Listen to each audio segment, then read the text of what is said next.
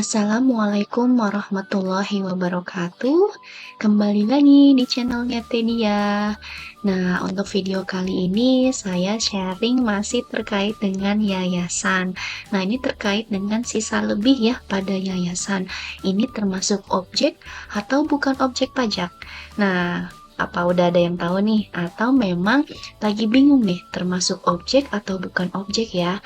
Nah, sisa lebih sendiri ini seperti laba ya, cuma karena yayasan itu adalah non-profit oriented, maka dia bilangnya sisa lebih. Tapi kalau untuk perusahaan yang komersil, itu disebutnya laba. Nah, kita lihat ya, apa ini termasuk objek atau bukan objek pajak. Langsung ke slide berikutnya. Nah, untuk yayasan sendiri ini wajib melapor SPT tahunan badan ya, dengan menggunakan form 1771. Nah, ini tidak wajib setor jika dalam 4 tahun sisa labanya digunakan untuk pembangunan gedung atau sarana prasarana yayasan. Tapi ini wajib untuk lapor SPT tahunan nihil. Jadi tidak perlu bayar apa-apa ya, cuma pelaporan saja. Paling lambat kalau badan ataupun yayasan ini pada 30 April tahun berikutnya.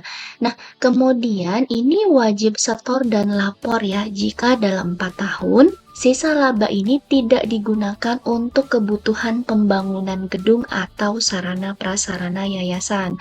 Nah, misalnya sisa labanya ini dibagikan kepada pengurus. Nah, itu berarti menjadi objek pajak ya. Nah, jadi lihat nih dulu nih. Jadi sisa labanya ini mau dipakai untuk apa?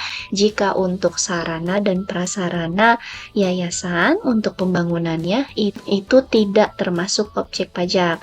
Nah, tapi jika sisa lebihnya digunakan bukan untuk pembangunan gedung atau sarana prasarana, ini menjadi objek pajak.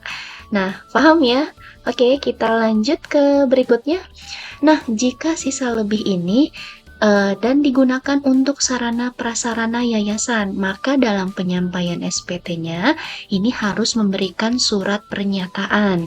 Nah, jika yayasannya ini di bawah Diknas, maka surat pernyataannya ini harus tembus ya ke Diknas dulu, baru nanti dilaporkan di SPT tahunan. Nah, ini surat pernyataannya juga rinci dengan rencana anggaran biayanya ya, misalnya mau membangun gedung. Nah, di situ lengkap ya dengan jasa konstruksinya, dengan materialnya, pokoknya seperti RAB gitu ya. Nah, jika surat pernyataan ini tidak dibuat, maka dianggap menjadi objek pajak. Nah, jika sisa lebih dalam 4 tahunnya ini tidak digunakan, awalnya misalnya memberitahukan bahwa digunakan ya, tapi setelah 4 tahun ini tidak digunakan, maka di tahun kelima ini akan dikenakan pajaknya atas sisa lebihnya. Nah, paham ya untuk sisa lebih yayasan yang menjadi objek ataupun bukan objek pajak. Nah, itu saja sih video singkatnya untuk sisa lebih pada yayasan ini. Semoga bermanfaat. Terima kasih yang sudah menonton, like dan juga mensubscribe. Jika ada pertanyaan, silahkan komentar. Wassalamualaikum warahmatullahi wabarakatuh. Dadah!